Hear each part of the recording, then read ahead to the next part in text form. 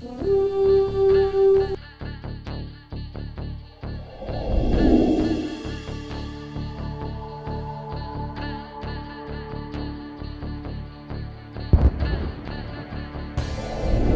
here with Much Props, going to give you another how-to video. Today I have something exciting to announce. Now, I don't know if by the time I release it, it's been announced or it started. Ben Eadie reached out to me and asked if I could build something using what he is opening up a Kickstarter for, which is scale mail. So if you're familiar with Ben Eadie, he was on Tested not too long ago with Adam Savage, and they showcased his EVA foam chainmail. Ben has gone in and designed some scale mail. So it works similar to his chainmail in that you have these rings that you can interloop with each other and easily put together some actual scale mail and make it relatively easy, and it can still kind of freeform and move around. I'm super excited to use it, super excited to get my hands on it, and hopefully you're going to be interested in it and want to also make some purchases. Go check out his Kickstarter. I'll put out some links down below, and I'll probably be plugging it on social media for the next however long it runs. Today we are going to build a Viking helmet. No, I'm not talking about the cheesy fake horn junk that you see plastered all over the place. I'm going to go kind of more historically accurate. Now, I'm not saying by any means that this is like a replica or anything to that degree, but I did look at some other various references. I've been to a few Viking museums and things like that, and I'm kind of drawing from that knowledge of time period, and that's what I'm going to model this after. So today we are building a Viking helmet using chainmail and scale mail. Free template down in the description. Let's get to building.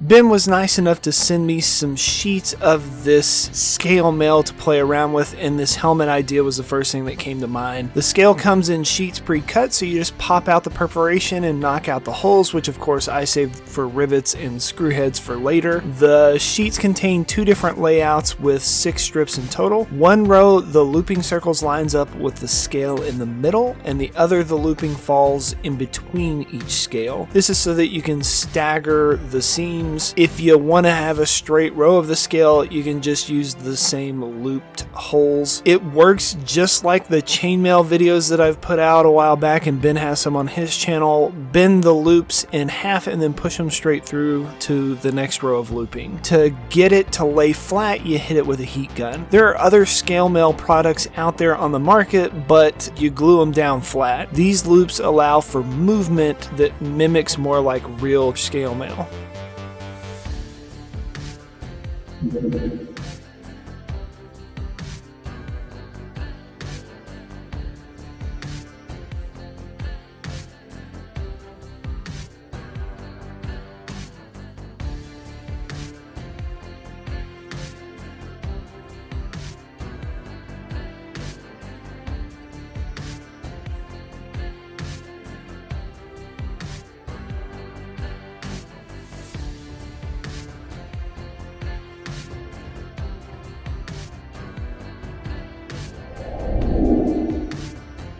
The template for the top of my helmet was actually pulled from one of those oversized Easter eggs. If you see me use a template in the video, they are always linked for free down in the description below. Download it on your PC, print it out, and cut out the pieces. Then trace them onto your material. I'm using some 6mm foam for my base.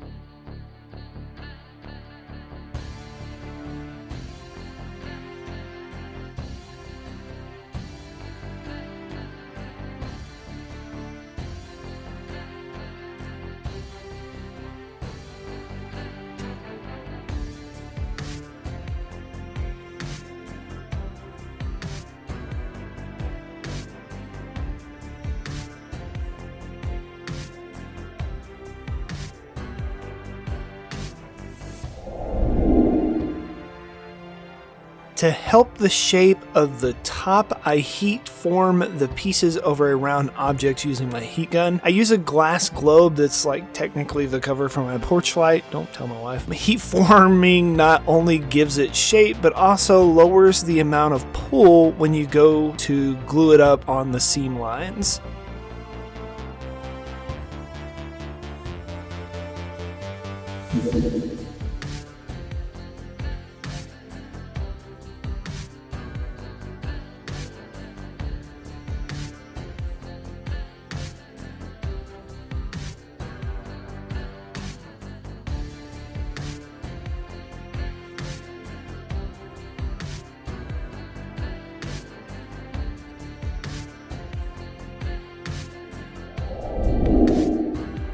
The registration marks on the parts are there to help you line everything up together. The darts are the big V cuts that you see where it goes to the point and allows the foam to curve into shape from a flat pattern. Lay down a layer of contact cement on your edges, and once it is set up, close the darts up, then attach each of the separate pieces together using the registration marks. Don't worry too much about your seams on this build. Overlays and detail work will cover up most of it.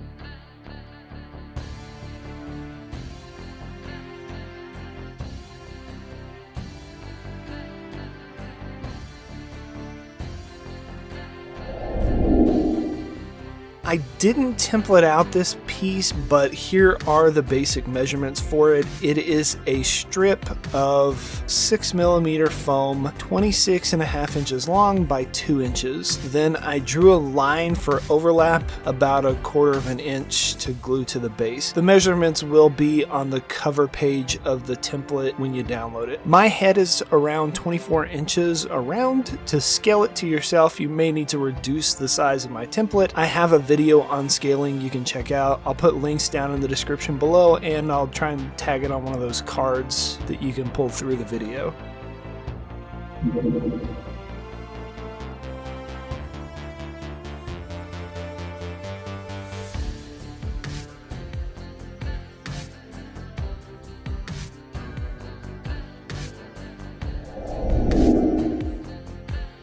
The face mask, visor, or whatever you want to refer to this part as is pretty simple. The nose piece goes over the top of the band we just glued down, and the ends go underneath. If you want a narrower eye slit than mine, you can cut pieces off the top to make it smaller.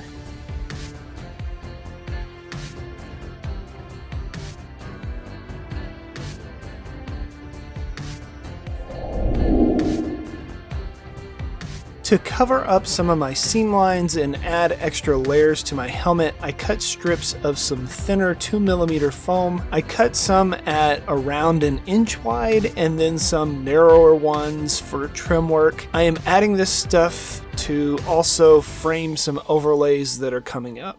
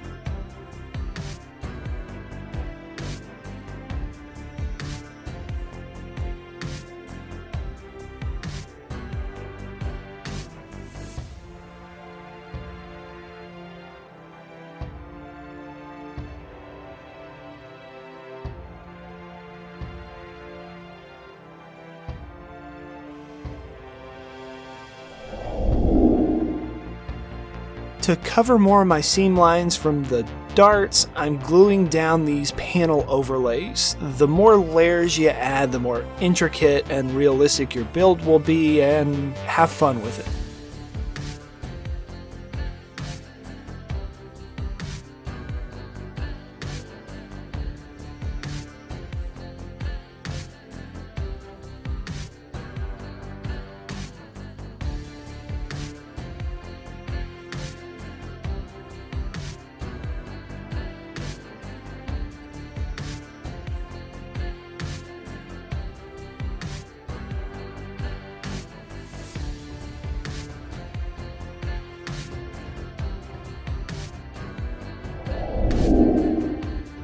I decided to add a dragon design on the nose of my helmet at this point and chose to add a narrow strip of the scale mail down the middle of my helmet. I cut the scale mail into smaller sections and wove it just like I did before to add to that middle.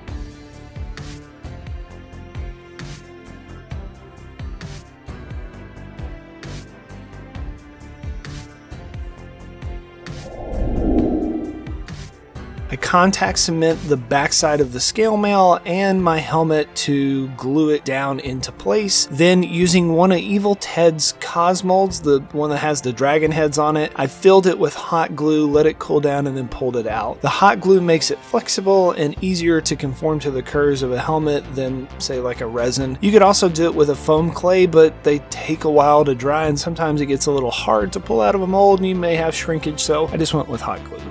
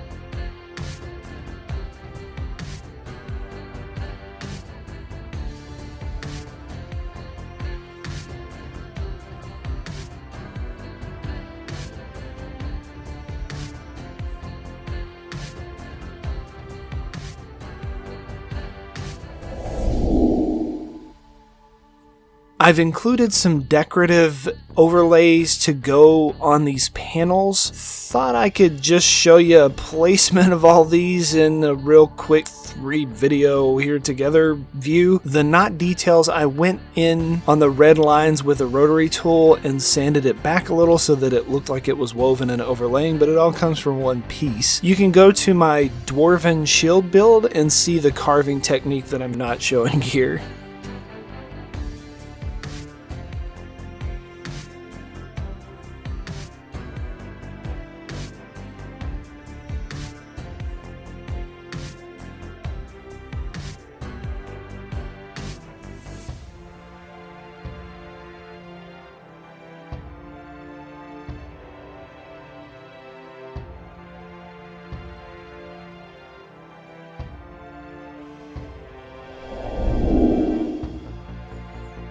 This sheet of scale mail will be the neck guard on the back of my helmet. I heat it up to flatten out the mail and then glue it on the inside of the helmet. When you lay it down on the inside, I would suggest you work from the middle out, that way it keeps it relatively even.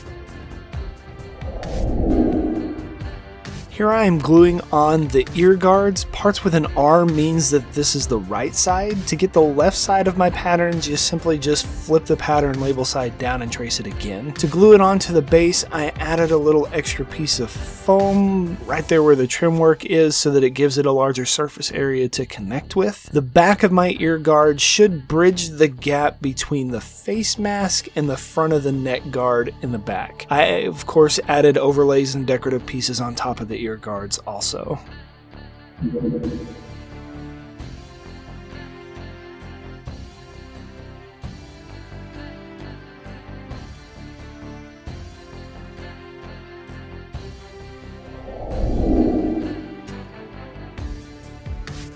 Common Viking helmets worn were called Norman or nasal helmets, which are kind of pointed at the top and have this little guard that comes down over their nose. As metalsmithing became more advanced, they began incorporating more and more coverage over their helmets with different pieces, adding ear guards, neck guards, and visors. They also used chainmail as a cover over the face and the neck, so I'm going to use Ben's chainmail for the front side to allow a little bit more breathability and stuff. And to me it kind of looks like a beer guard, you know, so you gotta protect those glorious Viking beards. It weaves together just like the scale mail I showed before.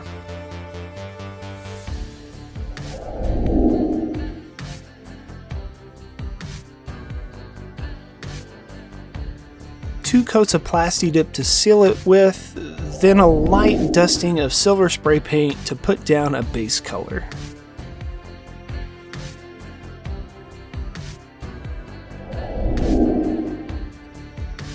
I really like using acrylic pens when I can on raised details. It's a little easier for me than trying to hold a paintbrush steady. So I hit all the overlays with either this gold pen or a copper one that I have. I'm not too worried about the sides of the thinner material because I know that my dirty washes will cover them later.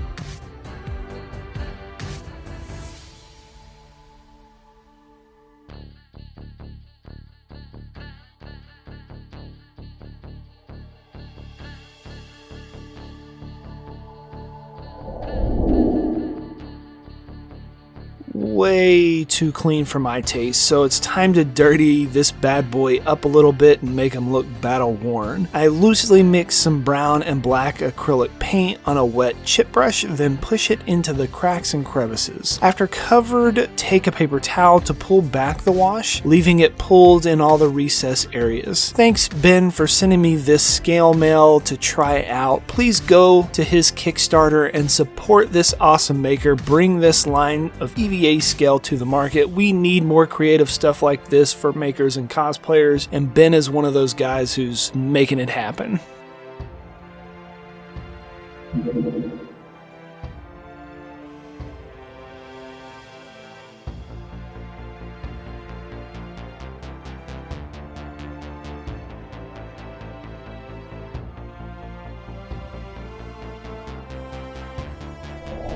And we are finished. Here is the end result. I'm super happy with the way it turned out. Not only the chainmail on the front that is also from Ben Eadie, but the scale mail that decorates the back and goes along the spine at the top to kind of mimic my dragon that is on the front using one of Evil Ted's molds and some hot glue. I think it turned out pretty awesome. I've got a ginormous head, so of course it fits me. And believe it or not, this build is going to somebody I'm super excited to get to send to. You'll probably hear more about it if you haven't already, because I'll be fanboying severely over it. But maybe you'll try and make one of these helmets yourselves and impress your friends with your ability to semi-make something historically close to accurate or in the realm of.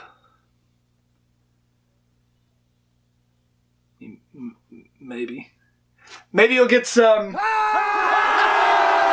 And inevitably, they're going to ask you, how'd you make that? You can give them one of these. Tell them, much props. Well, I guess it's time to go pillage a village. Peace out.